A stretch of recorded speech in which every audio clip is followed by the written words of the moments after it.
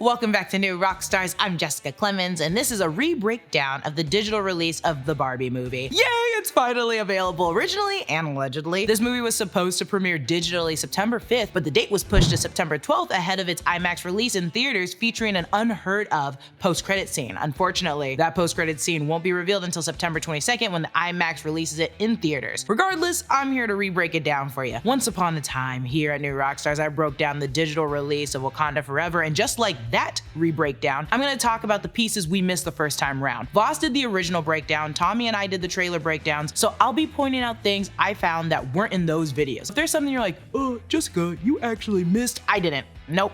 Nah. Get out of here. Voss, Tommy, or past Jessica already touched on it. Let's get into it. And if you haven't already, be sure to subscribe to the Deep Dive and Break Room channels as well. Collect all the channels in the New Rockstars network. And one of the best ways to support the New Rockstars channel is to check out some of the incredible merch options at nerdriot.shop. They're dropping new designs all the time, so swing by nerdriot.shop next time you want to show off your favorite nerdy fandom. Maybe they'll make a shirt with my face on it. Don't buy it. People will send you to prison with that. Either way, we open this fantastic movie with shot-for-shot parody of Stanley Kubrick's 2001 Space Odyssey, specifically the Dawn of Man scene, which in an interview with Real Blend podcast, Greta mentions a lot of stuff we actually didn't know about this. This wasn't the only Kubrick reference. The Mattel boardroom of men was inspired by the War Room in Doctor Strangelove. They're also shining each other, which is a direct call out to The Shining, another great Stanley Kubrick movie. They shot this parody scene using their own version of a front screen projection, just like Kubrick did. Front screen projection is when you have the projection going directly onto the screen, and in front of the projector and screen is the subject. It's some very old school and camera visual effects works. Additionally, she mentions Kubrick is a paragon of a certain masculine filmmaking, and he is, and I feel it in his films, so that beauty in taking the Dawn of Man and turning it into Barbie is sort of poetic. We've been introduced to 1959 black and white swimsuit Barbie, but I'm about to list off every Barbie we see at the beginning. From left to right, we have 92's Totally Hair Barbie, live action Barbie from 1971, 1965's Barbie Astronaut, 1961's Registered Nurse Barbie, 1960's Busy Gal Designer Barbie with her portfolio case, 1961's Barbie American Airlines Stewardess, 1983's Great Shape Barbie fitted like the one we see in Toy Story, and at the end is 1985's Peaches and Cream Barbie. Then we're introduced to 2020's Park Ranger Doll Barbie, 2017's Tennis Star Barbie, 2015's National Geographic's Astrophysicist Barbie, and a little further down the line we have 2019's Vet Pet Career Day Barbie, 2011's Architect Barbie, 2004's Presidential Candidate Barbie, 2017's Nurse Barbie, 1990's Flight Time Barbie, but this one has pants instead of a little skirt, 1975 Gold Medal Barbie, 2010's News Anchor Barbie or Reporter Barbie, whichever you prefer, 2022's Hockey Barbie, 1995's Firefighter Barbie, 1985's Astronaut Barbie, and 2019's Judge Barbie. And some of these Barbies are different from the original doll. Like Gold Medalist Barbie has a prosthetic leg, and Pet Vet Barbie is in a wheelchair. We learn immediately from Helen Mirren that Barbie has surpassed what she originally was thought to be and became everything more, or at least something for everyone. She's more than a swimsuit model, she's everything. Then we see the little girl she inspires: rhythmic gymnast Barbie and paramedic Barbie, pop star Barbie and salon stylist Barbie, pasta chef Barbie and Dr. Doll Barbie. And what I love about this montage is not every little girl is dressed exactly like her Barbie. You can wear whatever you have in your house. As long as you feel like pop star Barbie, you got it. This is coming from me, who was extremely poor as a child, and sometimes it all lies in accessibility. We get an overhead shot of our Barbie, and we get a glimpse of the little floaties, which you can now finally purchase. Rodrigo Prieto, the DP, and Greta Gerwig worked on layering the colors using Jacques Demy's film The Umbrellas of Cherbourg. Rodrigo really popped off with this movie, and this is the same man DPing Killers of the Flower Moon. That's insane.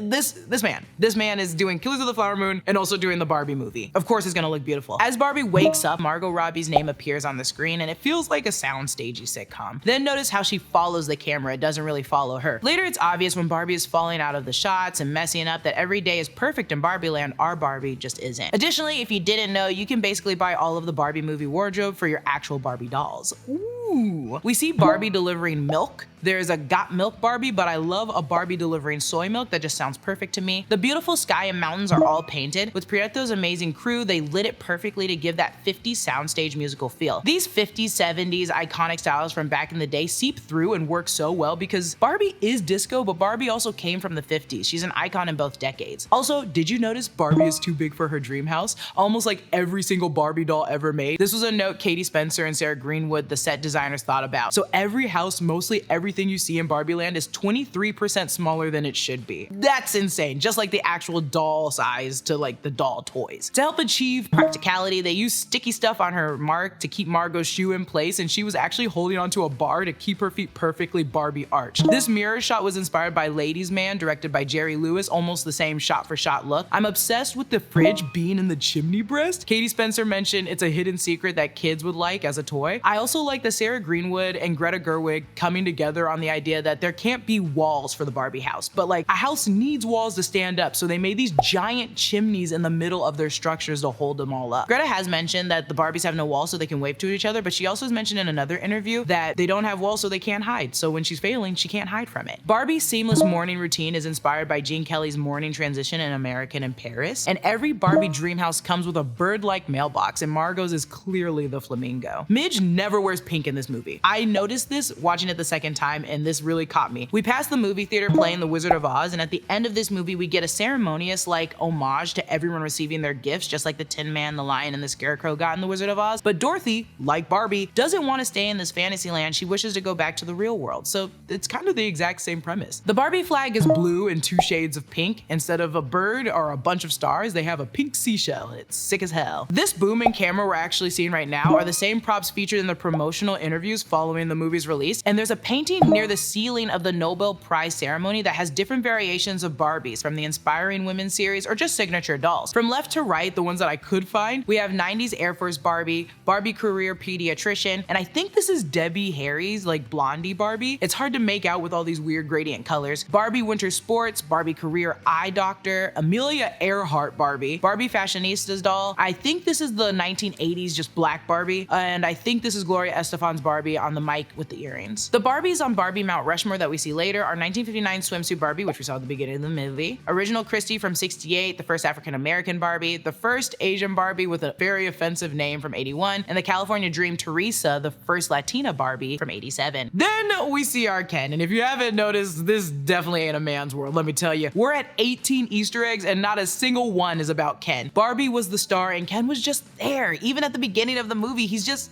not needed. It's also been revealed by Greta that all the background actors have experience as professional dancers. Their choreographer said this: dancers, their bodies always have a direction, and that's different than sort of normal people. So I, Greta, thought that was in the conception of Barbie Land, it's a soundstage musical. So that's why they're all easy to move around like that. The building to the right says, "Yay every day," which feels like the playoff when she says, "Yay space!" And the building further down has the Barbie ferry. Then we meet Alan, lovable, weird looking Alan. Originally, Jonathan Groff was actually supposed to play this part, but due to scheduling conflicts and COVID, it just didn't work out. But we got Michael Cera, and I genuinely think I like Michael Cera more. It's very kooky and funny. One of the first things I was attracted to was the speed at which the Barbies spoke, especially Margot Robbie. It felt like perfection began at this unfiltered confidence and maturity. It was revealed in an amazing interview with Letterboxd. Greta said it's inspired by His Girl Friday. She also had Margot Robbie watch Philadelphia Story to emulate Katharine Hepburn and how stoic she is in the story when a woman starts falling apart and eventually finds herself, just like Barbie. Then we're taken to Barbie disco. Like the earlier sequence, watch as the camera moves and the Barbies follow the camera, their bodies pointing in the direction of the cameras. This is all perfection. They eat, sleep, breathe it. The Ken's jumpsuits were inspired by the 1968 Ken. Some Kens in the background have solid gold sleeves and front pockets that are also like solid gold, but it's still different from Simu's outfit. I don't know why. I think this is just interesting that Issa learned the old choreography, arrived on set, then was told it changed. She then learned the new choreography the day of, and she's still cutting it up. Look at her go. And I am sorry, but Kingsley, aka Gravik, is the best thing to me. I'm so in love with him in this movie. He's just such a goober the entire way through. When the other Barbies ask Barbie to run towards the water, our Barbie plants her feet on the ground. I didn't notice this until rewatching the movie. The Foley is absolutely stepping and falling into sand, and we know damn well that's not real sand. When she falls, we hear the sound of the impact and the sand sprinkles back down. It's an insane amount of attention to detail and gives us so much whimsy without even noticing it. This shot of Barbie walking to the weird Barbie's house was inspired by the red shoes. The house was inspired by the house in Psycho, and her hair is inspired by Catherine Deneuve from The Umbrellas of Cherbourg. I don't know if she's Barbie's actually using it, but Weird Barbie uses this metallic crystal-like fortune teller just to remind us that this is a doll's house that belongs to a little girl. So, you know, you get those little accessories that you make and add to it. The Barbie user guide that details how to leave Barbie Land just looks like a small booklet of different Barbie user guides compiled together to look like a Bible. It even has the same warning labels at the bottom. One shot energy? I'll try one. And if it doesn't wake me up, I'm gonna be pissed. Oh yeah.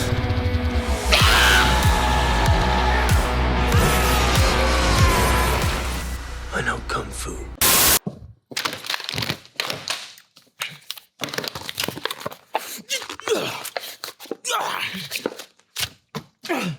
Okay, I'm gonna try the focus ones now.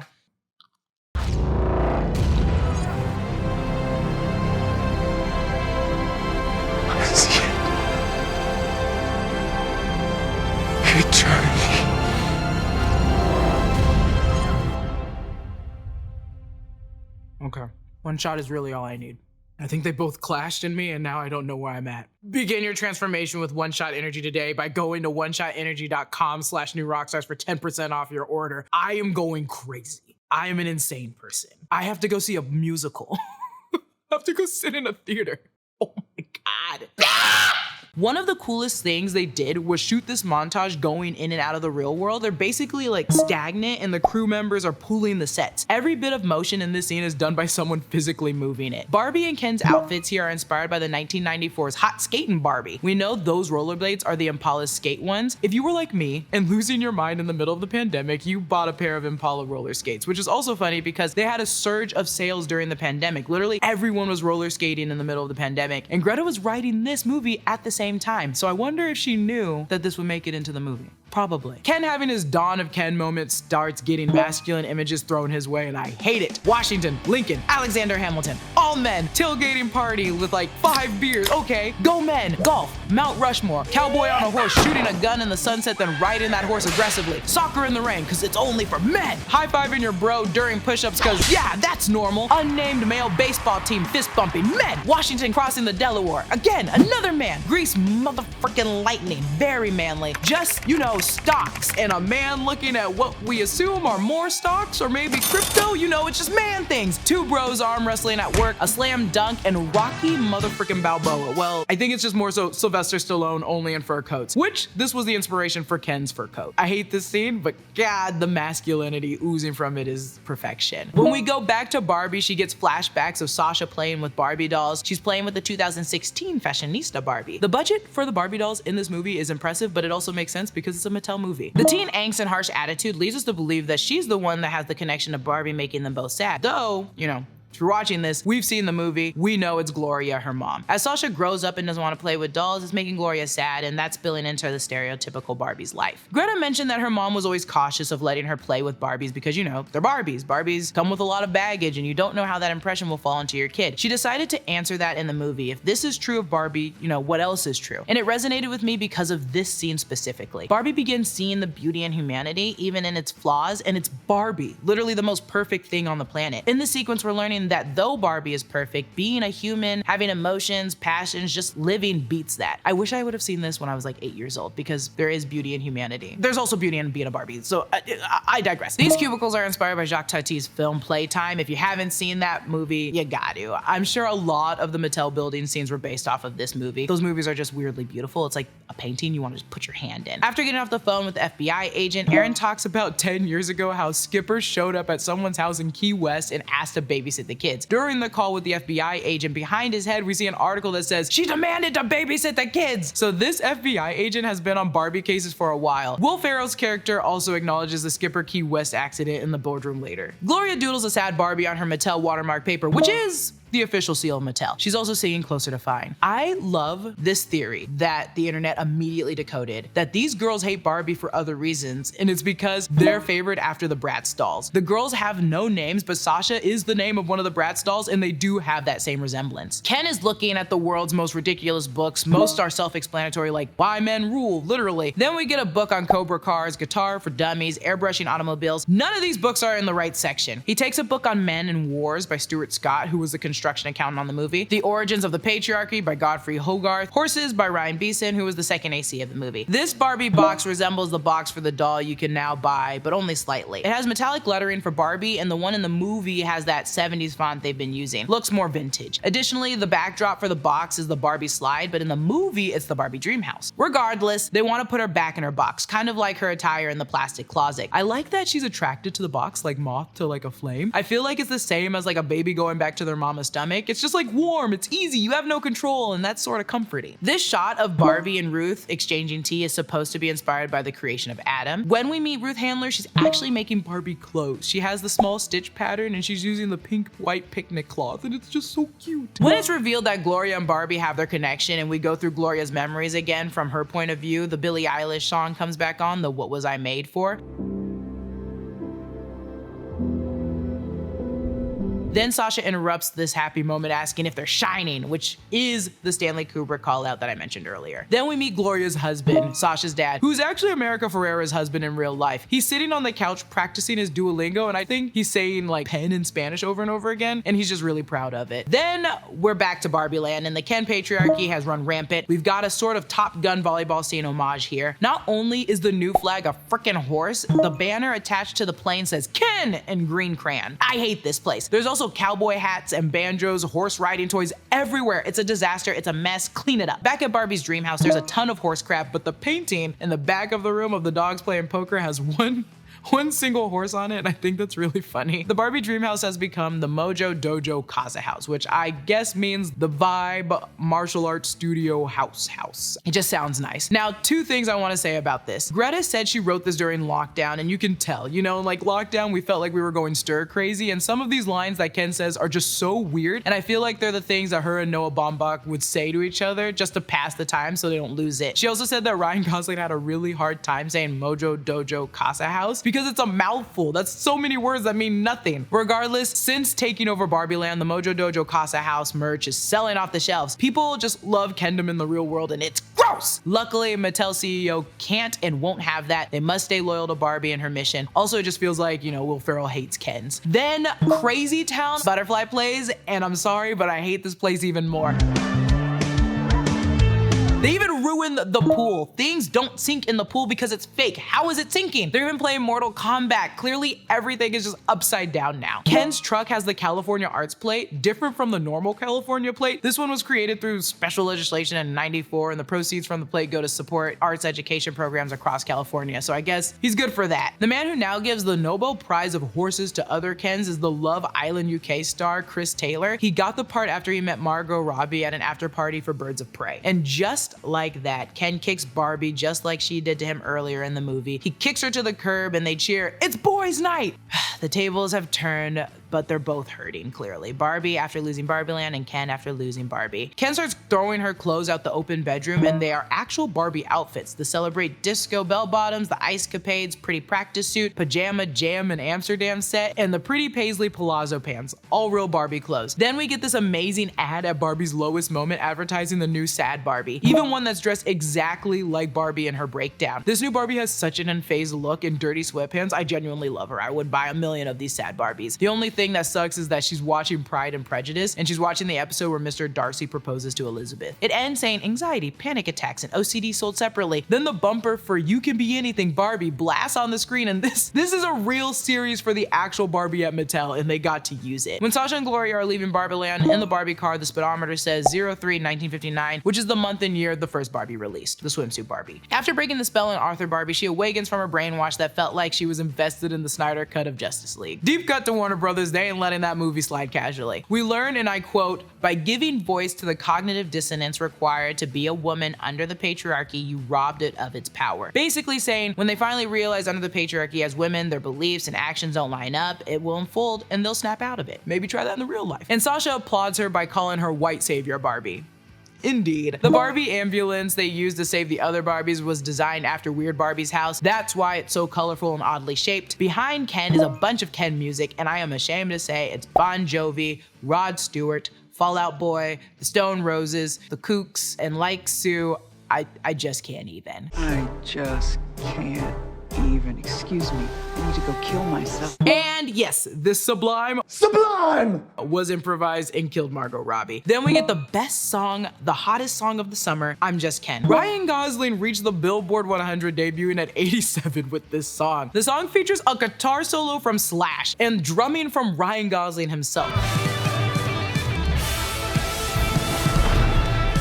The fellow Kens assist with backup vocals. Then we get our Grease-inspired dance-off with the soundstage resembling the dream ballet scene from Singin' in the Rain. This song, this scene, whatever, is just magnificent. It took a lot of moving parts, and I appreciate all the work it took to make this song and get Ryan Gosling on the Billboard 100. That's literally insane. Once the Kens finish singing and ride their invisible horses back to their Mojo Dojo Costa house, it's back to Barbie Dreamland. The palm tree is now put back together with a pink ribbon. The dream house now resembles the weird Barbie house. Greta also mentioned only being allowed to use one F-bomb in the movie and how magnificent it went to President Barbie cussing out Ken. We also didn't get to see the Barbies wear pants as much. They're usually in their career outfits. We see a variety of pantsuits now, jumpers, and denim. President Barbie's president tracksuit, it's like they learned to even be more comfier. When Ken tosses other Ken his jacket, it says Ken, Fojo, Mojo, Mink. A jacket that doesn't exist, but this is the first stamp of just Ken. This is Ken's beginning of famed clothing, just like all of Barbie's. He's becoming his own star. Also, if you needed a reminder of how scary Kingsley Ben-Adir is and how great he is at acting,